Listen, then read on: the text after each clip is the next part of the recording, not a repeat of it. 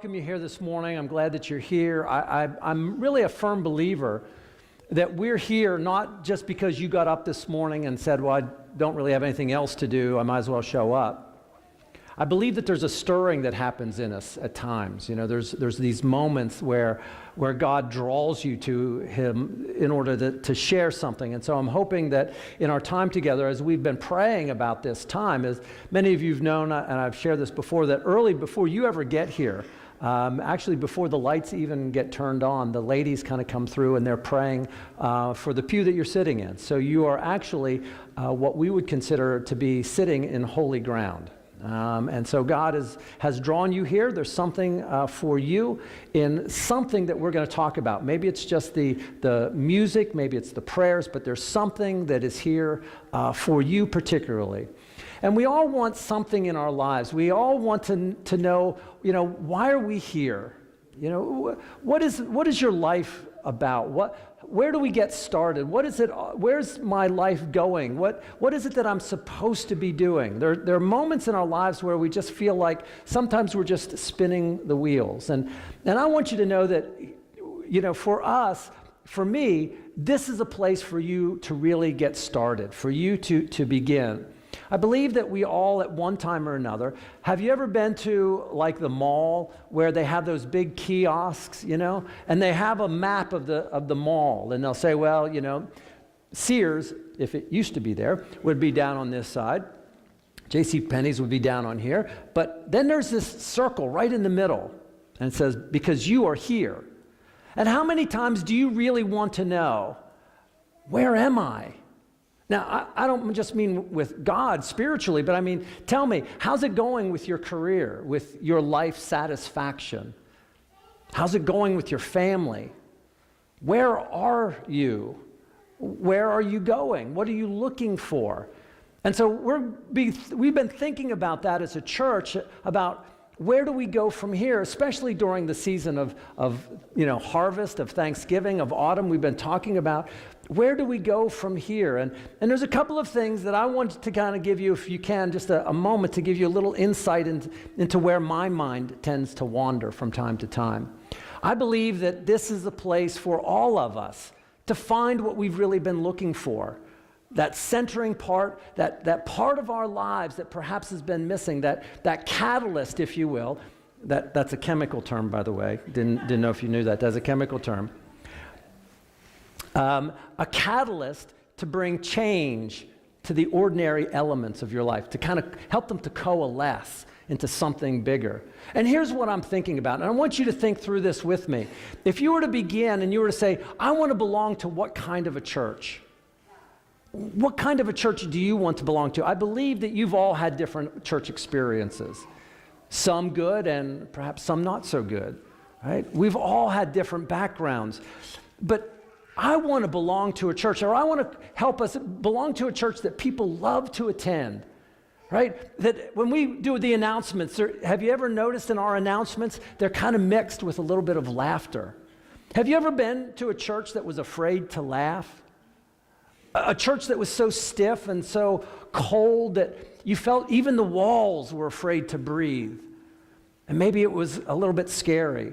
And you certainly didn't want to bring your friends to a church like that. And maybe you didn't really want to attend. You just did it out of habit, out of ritual. You showed up because you felt obligated. You felt even frightened to do it. Wouldn't it be great if we as a community could agree to create a church that people loved to attend? I want to share a little bit about my background. I want to share you, this is my home church. This is the church that I attended as a little boy in Center Hall, Pennsylvania. If you want to know where that is, Google it. All right? It's in Center Hall. It's in the Appalachians as they kind of bend around the center part of Pennsylvania. Wide farming country. This is Amish country. This is St. Luke's. Very, very liturgical. Lutherans are very liturgical people. You can't see it now. There used to be a little house next to it that I had Sunday school in, but this is the church that I grew up in. And here's what I remember. I remember as Lutherans sitting still. Right? They didn't have in those days That sounds like ancient, doesn't it? They didn't have in those days activity bags for the kids. They didn't have a thing called children's church. Children sat there. They didn't have anything for the kids to draw on. Trust me, I know. Maybe if you were lucky, you would get an offering envelope that you could draw on because you were bored. But your number one function as a church was to sit there and look like you knew what you were doing. How many times have you, as an adult, been in that situation? You go to a church you really didn't want to, you were afraid to go, but you knew you had to be in the right place at the right time to kind of go through the motions. Here's the thing, is I don't know if many of you are exploring faith again. Maybe you're stretching and you're interested and you're growing a little bit. I don't know if I would invite you to that church. I haven't been there in several decades, but in my day, I don't know that I would have invited you there. And the question that I want to ask you is, would you invite someone you know here? And if not, why not? Can we as a church agree to create an environment where people love to attend because they feel welcomed, they feel at home, they feel that God has a plan for them, not just going through the motions? Now, how well are we doing? I can tell at different times of the year how well we do with this. For example, we're coming up on Thanksgiving, right, during the holidays. And a lot of times people will be visiting you from out of town, and I'll have people that come to me from time to time, and they'll say, hey, I'm not going to be able to be here next Sunday because we're having visitors come from out of town. The message that they're telling me is, and I don't really want them to meet you people, right?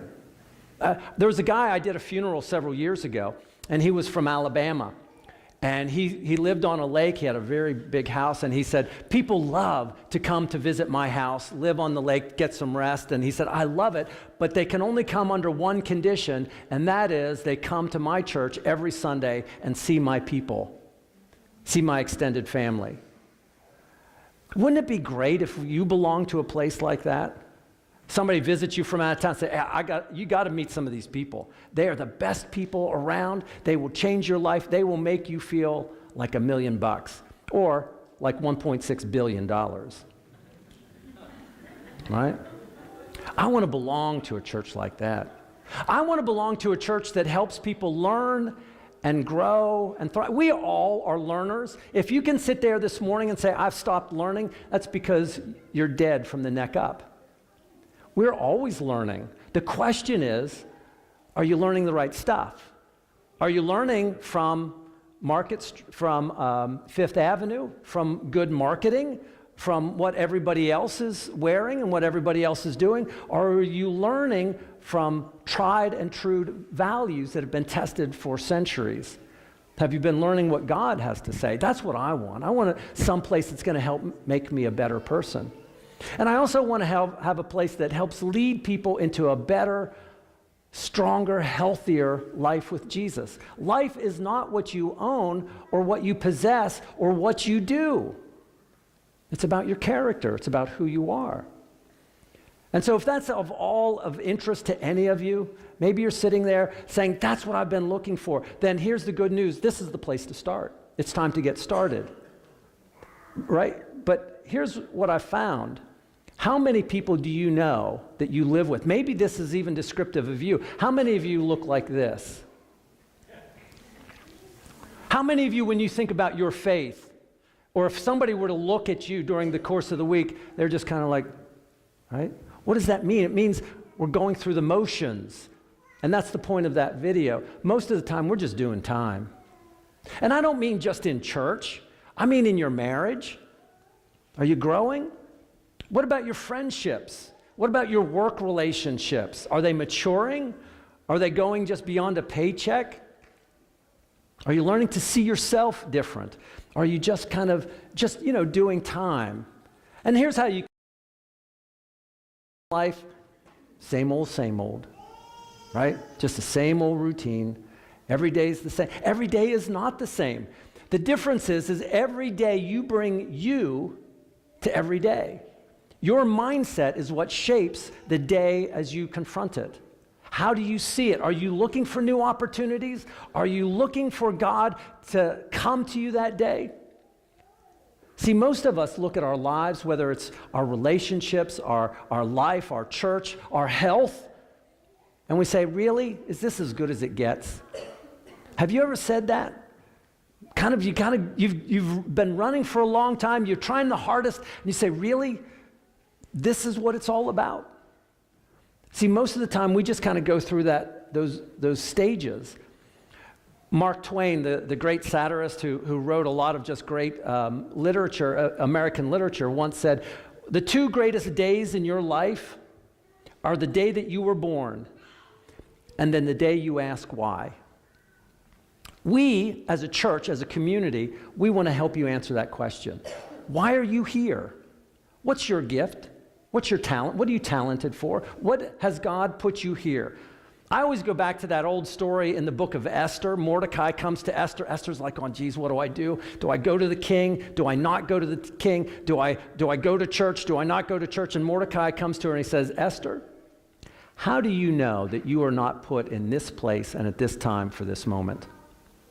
And so I want to ask you, in that role, you're sitting there, you've got gifts and talents, you've had experiences, some good, some not so good. You have doubts and fears. And I want you to put that in the back of your mind. How do you know God did not put you in this church, at this place, and at this time for a time such as this? But it requires us to do a couple of things, right? The first thing that we have to do is we have to battle mediocrity, right? Mediocrity. What is mediocrity? Mediocrity is just getting by. A couple of years ago, they used to have this thing. I used to notice a couple of people would say, if they didn't know what to do, they'd say, whatever. Have you ever said that? Whatever. Right? And if you're really clever, and you really knew what you were doing, there would be people that go, oh, that's just a major whatever. That's about as good as I get with hand signals.